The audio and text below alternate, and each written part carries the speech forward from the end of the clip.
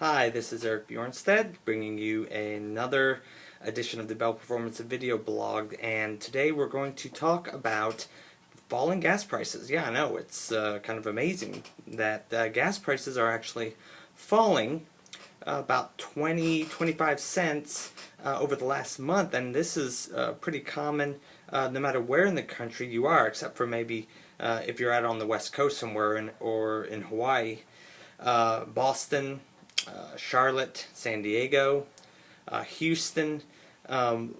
If you Google falling gas prices, you'll find that a lot of places are experiencing gas price drops for the last 3-4 weeks, and that runs kind of counterintuitive to what typically happens this time of year, which is that as the summer driving season approaches, gas prices tend to go up, and we all complain about it. We all notice this.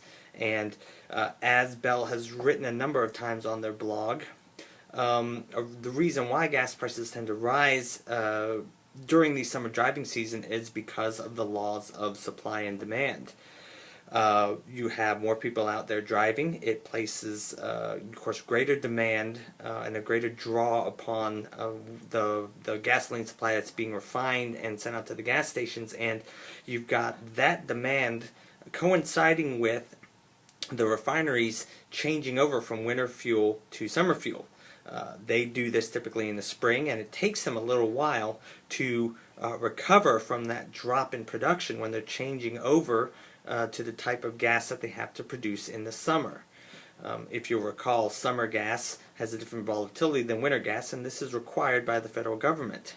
So anyway, gas prices always tend to rise at the beginning of the summer driving season, which typically starts around Memorial Day. Well, gas prices are instead falling. Now that's good news for us drivers, but we wonder, why is that? Why is it that gas prices are dropping instead of rising? Well, Bell has done some blog articles before in the past where we have talked about the other factors that influence gas prices, factors that you may not have thought about, like, for example, the strength of the U.S. dollar, and how gas prices are actually influenced by the amount of money that American buyers are able to bid on lots of gasoline and lots of crude oil.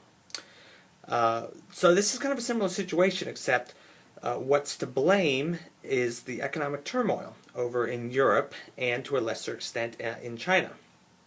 You will be hard-pressed not to have heard about the financial difficulties that Greece and the countries in the Eurozone, they're all having a lot of financial difficulties right now. Their economies are stagnant, and there's a lot of financial uncertainty. And what this means is that they are less likely to be using as much oil as they were, let's say, 4 or 5 years ago. Same deal goes with China. The economy of China has been expanding at a great rate. Well, that's kind of starting to slow down some. Analysts, when they're trying to predict the future, they're realizing that China maybe isn't going to use quite as much oil as they thought they would have when, 2-3 years ago, if they were trying to predict, 2, 3, 4 years out. So, less anticipated demand means that gas prices are dropping because of the laws of supply and demand. So next time you go to the gas pump and you see gas maybe getting down to, depending on where you're at, $3.40, $3.30, or hopefully lower, you could thank the countries of Europe for that. Some analysts even believe that it's possible we may see less than $3 gas by the end of the summer, and that's kind of funny to think about because, 3-4 years ago, well, actually we'll go back 6-7 years ago, if you'd said that in the year 2012 we'd be celebrating $3 gas, well, I don't think we would have been too happy about that. So anyway, gas prices are dropping. Those are some of the reasons why. So thank you for joining me today at the Bell Performance Video blog, and we will see you next time.